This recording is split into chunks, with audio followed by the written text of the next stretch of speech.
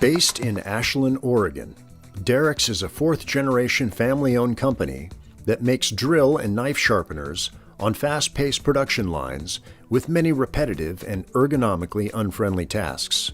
The company has now implemented universal robots in screwdriving and box erecting applications.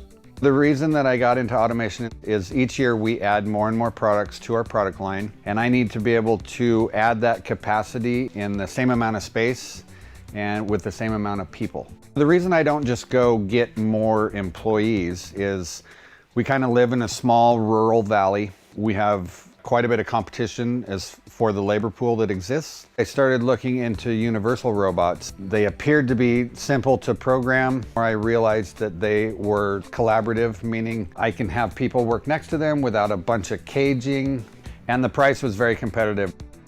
To integrate our very first robot that we purchased, one of my engineers received the unit one day. He essentially took it out of the box and within an hour had it doing something. The first application that we've started using our UR3 for is screw driving. Traditionally, we would have an operator with a pneumatic screw gun. So the first thing that we did was program the robot to perform this task. It seemed to be low-hanging fruit. It was also a task that people did not like to do.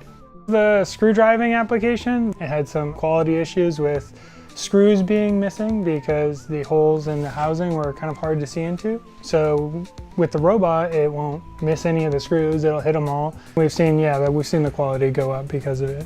When we started with the UR, it went so smoothly, we decided to take that next step and add the conveyor system and all the PLC controlling, the things like the pneumatic press, and add another UR robot on the boxing side of it. When I was looking at how I was going to control the entire system with the conveyor and all these different stations, I actually decided to go with the UR as the main controller for the entire system because the user's interface was so easy to use and it was so fast, and I could program that entire thing so quickly that I was really happy with that decision.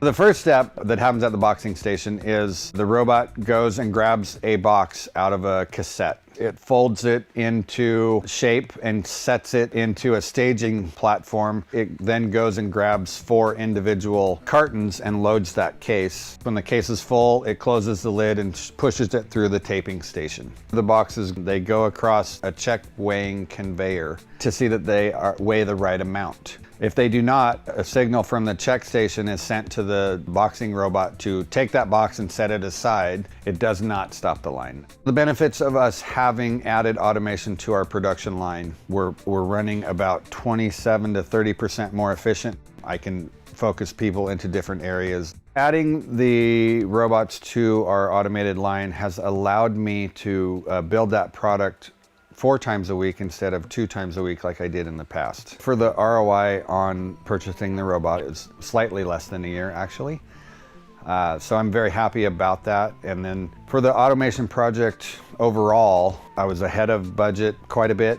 We've really found that companies that can integrate the robot themselves, they understand the application and the hardware a lot better, and it allows them to support their projects themselves and to help find other applications throughout their facility for collaborative robots. Now that I have a couple of great applications for robots, I'm definitely planning to use more robots throughout the factory. We are very interested in the palletizing station. It keeps people from reaching and bending by having a robot load the pallets. We could easily replicate the automation line that we've created now 2 or 3 more times in our production area and accomplish the same thing with other products.